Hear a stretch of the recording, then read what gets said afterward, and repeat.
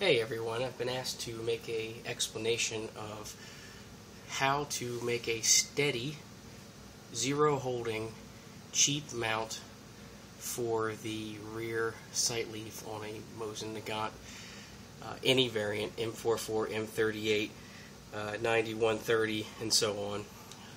I believe that's all the models that you'll find. This is an M38 carbine, contains this rear sight leaf that is a trouble spot for them as far as being able to mount the scope. Some of the 9130s you can knock that off and you have a dovetail. However, not a lot of dovetail mounts work out too well with that much recoil.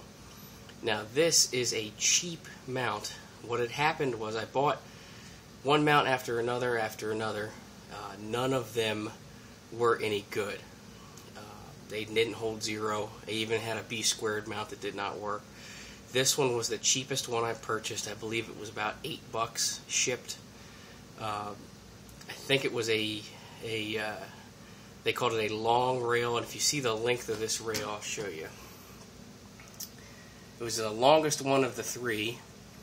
Now I was hoping, from it being that long, that this metal was going to be thicker and perhaps provide a better mounting surface for these screws in here and here to maintain this thing to hold zero without modification. Well, this was the first one I ended up getting, and it did not work. Even with Loctite, these screws failed. Now, that doesn't mean it was completely junk. I mean, it was straight. It fit between here. I do have a little piece of black Teflon in here. When I mounted it, I just wanted to make sure it was perfectly tight. Gave it the benefit of the doubt, never took it back off of there.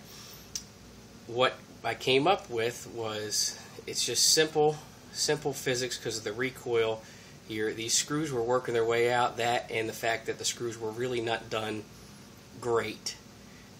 They weren't tapped in there great. They did thread okay. Even the B squared one had the same problems. Now, this one is not. This one is a real cheapo one you can find. They probably make them in China.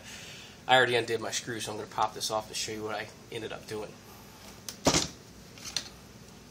get rid of this stock here. Set this right back down here on top, and I'll have to move the camera down a little lower. Okay. So, as you see, what we actually had mounted in there is a whole nother band. And this is actually an aluminum band. It was labeled as an 1/8 inch extruded bar aluminum. It's 1/8 inch, 1 inch wide. You can buy it at Lowe's. You get a 4 foot of it, I believe, for a couple dollars. Now, if I turn this around this way, a little bit easier to understand what's going on here. Let me pull this off. This was just a cap, a rubber cap that I put on here. And I did such a good job putting it on there, I can't get it off. There we go.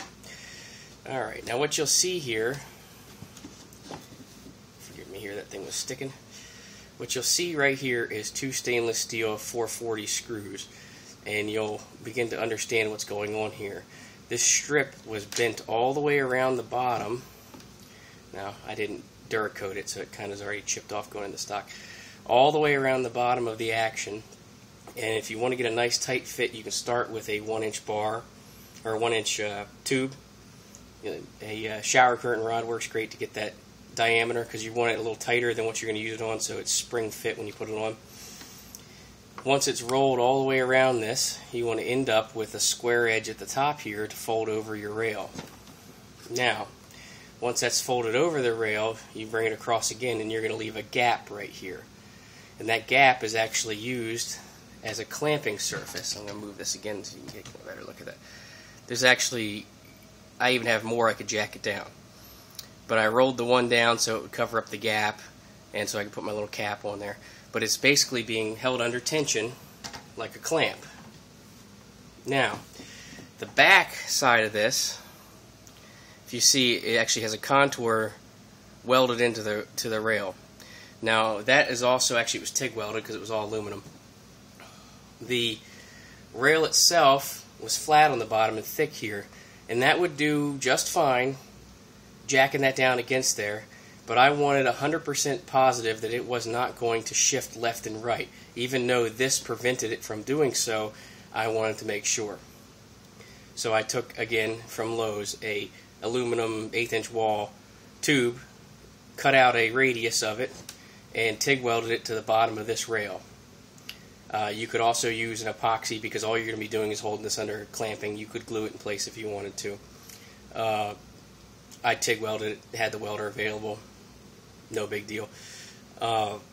Bent rod put around here, and I'd put hammer coat on this. I didn't have any Duracoat left from a former job, so I just ended up with hammer tone paint.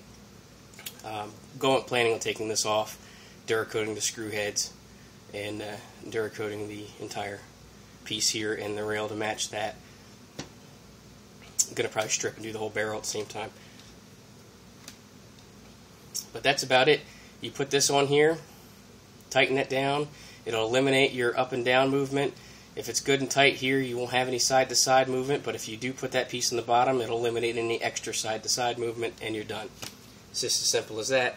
This thing has held zero for over 150 shots now without moving, at the range, in the field. This has actually became, even though this is a cheap scope, became a very accurate rifle after this was done. Pretty much anything up to 100 yards. It's a little difficult with this small scope here, but anything up to about 100 yards is no problem with this setup as it is here. Pretty simple 2 to 7 by 32 scope, and crappy rear sight converted into one that won't move at all ever. Now you do have to inlet the stock a little bit here.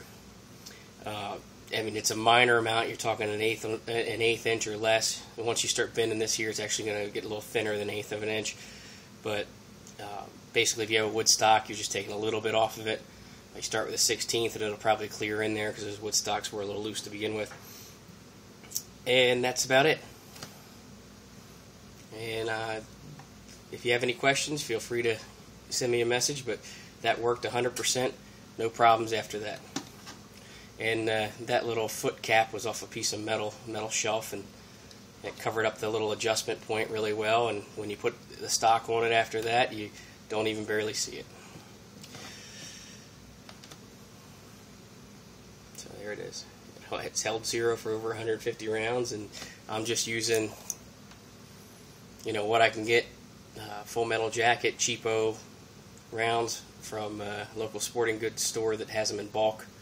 And if I'm going hunting, I'll use the soft points, but these have been really cheap to fire. All right, thank you.